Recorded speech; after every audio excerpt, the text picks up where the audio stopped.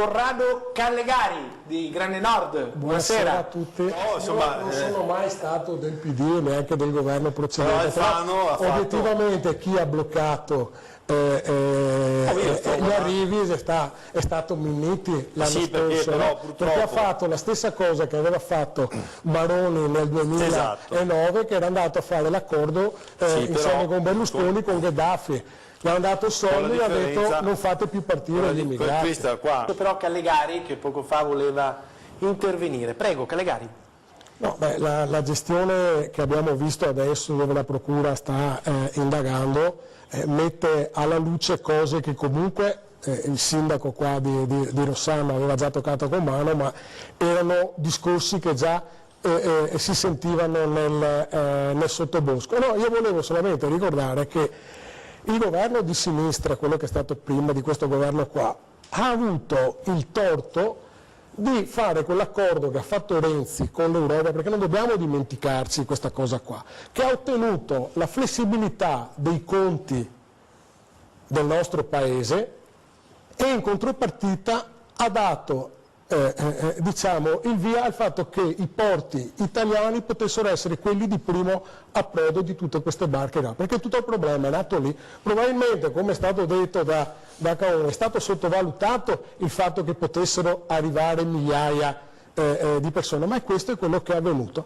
Quello che ha fatto Minniti è quello che ha fatto Maroni, ha fatto l'accordo con la Libia, però non è che il problema di queste povere persone che vengono trafficate si sia risolto, perché hanno fatto una specie di campi di concentramento in Libia, cioè questa gente qua arriva da tutti i paesi africani, arrivano in Libia, questi li prendono, li mettono dentro i campi di concentramento, perché sono campi di concentramento quelli là, e non sbarcano qui in Italia. Questo è quello che è avvenuto, e a mio avviso c'è un torto europeo ma anche internazionale che non va a risolvere questo problema nei paesi di origine. E questo è. E dopo, ovviamente, nel nostro paese, come per altre cose, non solo sulla gestione dei profughi, c'è gente che ne approfitta, che ci marcia sopra sulla pelle della gente. Questo è quello che è avvenuto. Sì, non è così semplice far chiudere le catene, perché... No, basta trovare clienti.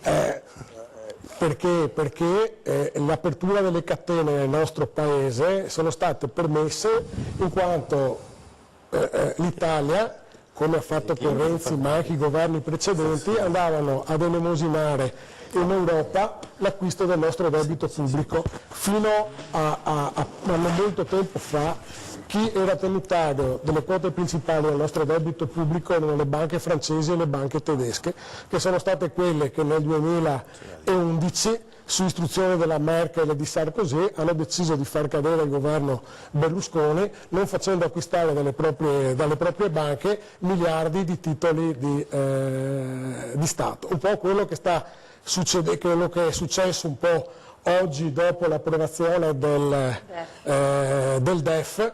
Avete visto che la borsa è andata giù, tra poco ne parliamo perché è un argomento molto importante. Questo governo qua aveva detto che avrebbe fatto l'operazione del DEF non andando a aumentare il debito pubblico, ma andando a recuperare soldi che vengono mal spesi. Questo era stato nel programma iniziale di governo. Adesso invece ci comunicano ieri che il DEF porterà uno sforamento del 2,4 del deficit, il che vuol dire debito pubblico in aumento. Il debito pubblico in aumento viene acquistato dalle finanziarie che ci sono in circolazione. A me fa ridere quando Salvini dice, come ha detto oggi, ha fatto la sua solita sparata, se non lo capiscono il mercato si deve adeguare. Ma cosa si adegua al mercato? Il mercato è quello che ti compra il debito pubblico, i titoli di Stato. Oggi hanno dato un segnale, hanno dato un piccolo segnale. Guardate. Abbiamo perso in borsa, no, ma è ben importante, che la gente magari capisce, 22 miliardi, la borsa ha perso 22 miliardi oggi, e i titoli di Stato che vanno a coprire il nostro debito pubblico. Scusi Callegari, oggi c'è stata un'asta, fammi finire un attimo. Che cosa sta andando in onda? Questo è il debito pubblico che lo so, questo è stato fatto in regione.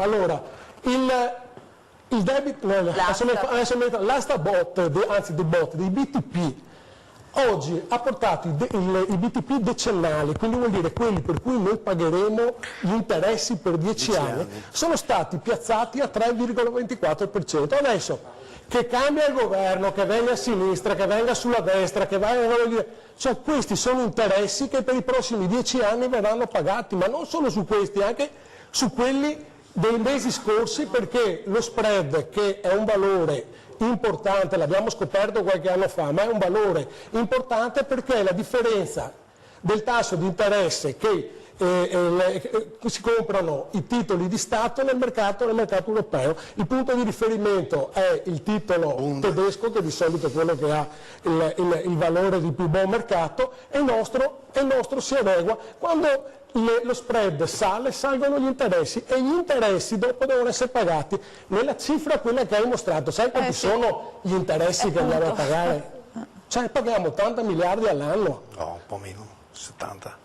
No, è 80 miliardi, sono circa 80 miliardi, anche se fossero 70, anche 75. Anche comunque 70 sono questa è la cifra, sai cosa vuol dire? Vuol dire che non è un cane che si muove la conta qua, non riuscirei mai a venire fuori. Del bilancio. È un parametro che ti permette di capire, ma nella realtà quello che conta sono gli interessi. Tu piazzi un bot, uno ti dice no, non compro quell'altro perché è più a buon mercato.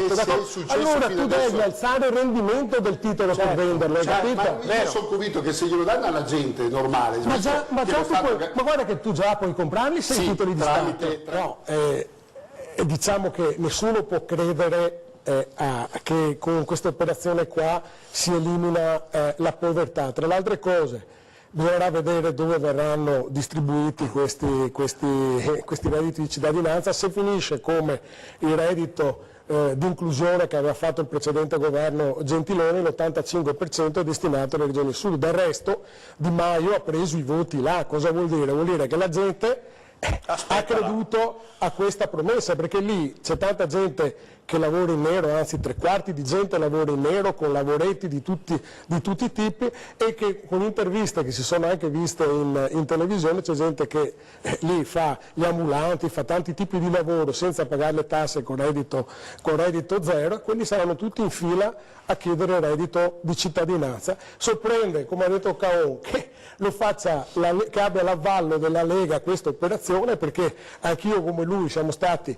tanti anni dentro in Lega, e le battaglie che abbiamo condotto erano completamente da un'altra parte, quindi veramente questa cosa qui lascia esterrefatto. Io adesso aspetto il discorso della legge di bilancio, perché poi le promesse che hanno fatto qua bisogna anche tradurle un attimo in realtà con conti, per capire come saranno calcolate le pensioni, i redditi di cittadinanza, la flat tax e tutte le cose che... A partire da Callegari. Ne aggiungerei uno che è quello di cui stiamo aspettando tutti noi veneti, l'autonomia che è stata promessa, un'autonomia che non deve essere solo delle competenze, ma deve essere anche dei quattrini, cioè i 9/10 delle tasse che il Veneto paga devono restare nel nostro territorio.